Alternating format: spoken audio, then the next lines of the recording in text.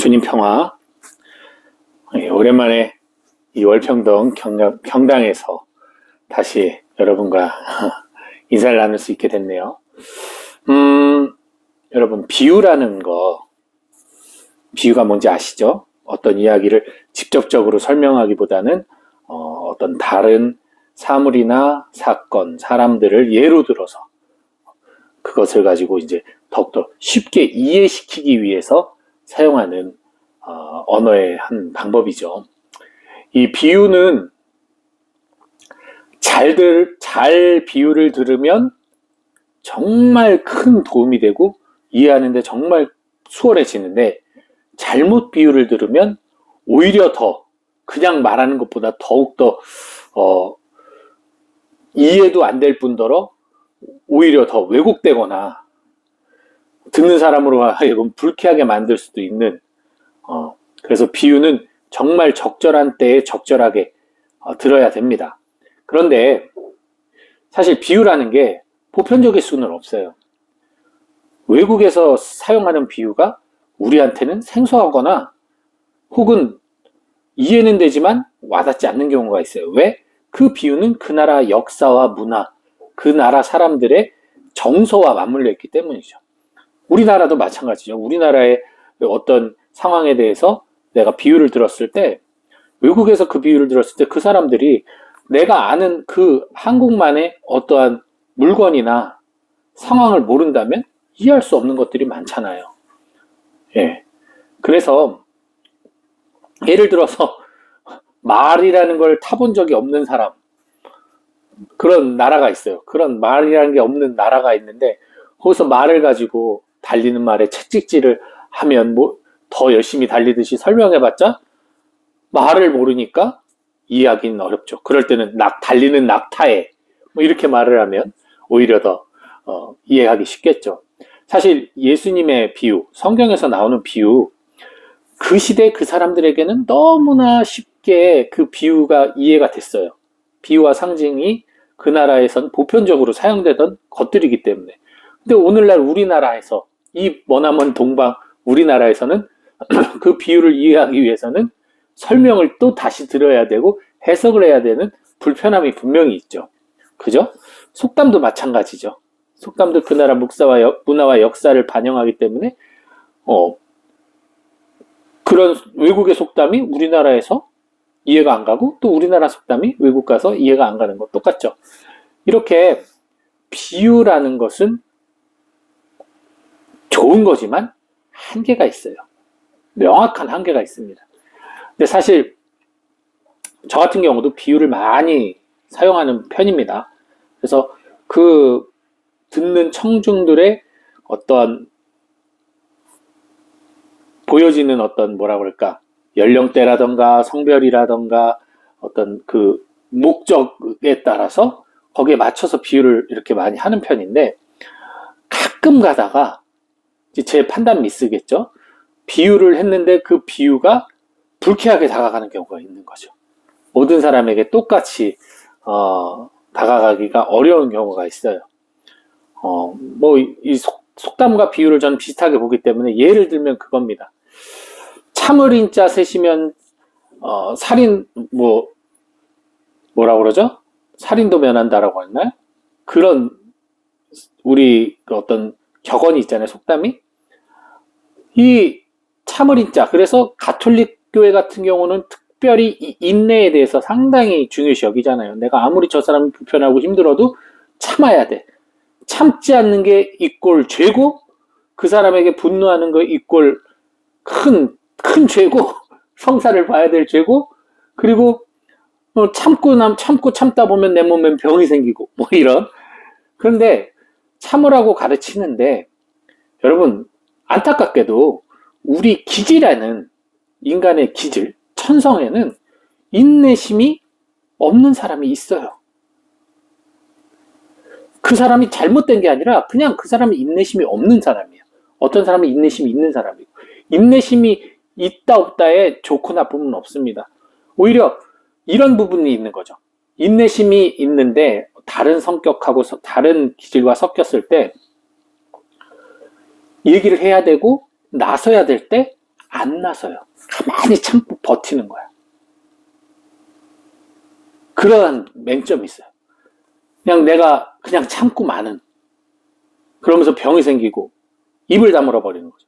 근데 인내심이 없는 사람은 불의를 보고 참지 못하고 나간다는 거죠. 먼저 얘기하고 먼저 말을 맞더라도 가는 거예요. 이거는 그래서 장점 단점이 아니에요, 인내심은. 근데 문제는 교회에선 인내심에 대해서 상당히 강조를 한단 말이에요. 인내하라는 것에. 그러다 보니 이 사람은 얘기를 해야 되는 사람인데 얘기를 하면은 사람들이 다 아유 잘났네 혹은 왜 지 혼자 튀어 이러니까 그런 욕 얻어먹기 싫어서 참는 거죠. 참다 보면 병이 생기고 너무 괴롭고 맨날 괴롭다고 이제 성사실에 와서 울기도 하고 그렇게 되는 거죠. 그래서 제가 이제 그 얘기를 딱 했는데 그런 비슷한 얘기를 했던 거죠. 인내에 대한 얘기를 했는데 어떤 분이 상당히 그걸로 힘들어하면서 자기는 그러면은 인내심이 없기 때문에 죄인이다. 자기는 너무나 문제가 많은 사람이다. 라고 자기 자신을 책망하기 시작하는 거죠. 잘못된 거거든요. 잘못된 거거든요. 그래서 이것은 우리가 어떠한 비유든 속담이든 이것을 활용하는 건 좋은데 사람들에게 맞게 활용해야 된다라는 거 대화를 할 때 그것을 잘 살펴야 된다라는 걸 말씀드리고 싶어요. 그리고 또 한 가지는 그냥 덤으로 드리는 말씀인데 듣는 것도 마찬가지입니다. 저 사람의 성격이 나랑 다른데 저 사람이 하는 말이 나한테 맞지 않을 수 있는데 그것을 틀리다고 생각을 하다 보면 저 사람이 틀리거나 내가 틀리거나 둘 중 하나가 되거든요. 저 사람이 틀렸다 생각하면 저 사람이 미운 거고 내가 틀렸다고 생각하면 내가 잘못된 사람이 돼버리고 아니에요. 당연히 다른 사람이기 때문에 다른 말을 할 수 있는 거예요. 그거를 억지로 맞추려고 하는 노력도 사실 위험한 거죠. 그렇기 때문에 우리는 비유의 본질, 속담의 본질만을 잘 보시면 됩니다. 사실 비유든 속담이든 바로 그 본질을 설명하기 위해서 붙이는 미사여구일 뿐이지 그 이상도 그 이하도 아니거든요. 그래서 예수님께서 제자들에게 비유에 대해서 따로 또 설명을 해주신 거예요. 왜? 본질을 파악하지 못할까봐. 여러분들이 말할 때, 비유를 말할 때도 본질이 흐트러지지 않는 비유를 쓰시도록 노력하시고, 그리고 그 말을 들을 때도 본질을 중요시 여기시면 좋겠습니다. 너희 인내로서 열매를 얻어라. 그 인내라는 게 무조건 참으라는 게 아니라는 겁니다. 저같이 인내심이 없는 사람, 그러나 끈기는 있습니다. 인내심은 없는데. 이런 사람은 오히려 그 인내심 없는 것을 어떻게 하면 잘 활용할 수 있을까라고 연구해서 저는 자극추구가 높은 사람이에요. 자극추구가 높기 때문에 끊임없이 같은 날을 새로운 날로 만들어버리는 거죠. 지겹지 않도록. 늘 매일매일이 새로운 거예요. 그렇게 만들어서 저는 즐겁게 끈기 있게 이렇게 살아가는 거죠. 인내하고 끈기가 비슷한 것 같지만 다른 개념이에요. 어쨌든 이렇게 여러분들이 여러분들의 기질과 성격을 잘 파악하셔서 그 바탕 안에서 여러분들의 신앙생활을 할 때 여러분들의 신앙생활이 행복한 겁니다. 그래서 여러분 성격 검사 같은 걸 하셔야 돼요. 심리 테스트 같은 거 말고 MBTI 같은 거 말고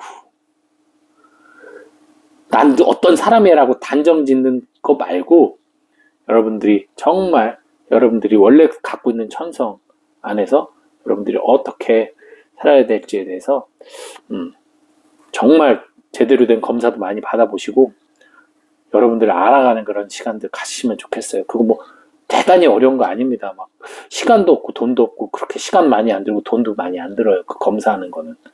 네. 그러니까 여러분 그렇게 해서 옛날에야 뭐 그런 거 없이 그냥 살았죠. 그렇게 살고 그냥 기본적으로 우울증과 불안증과 강박증을 달고 살았죠. 옛날 분들은. 검사하면 다 나오실 분들이에요. 그냥 그렇게 사셨으니까 굳어져서 그런 거지. 하지만 요즘 시대는 또 바뀌었기 때문에 여러분들에게 저는 좀 적극 권장합니다.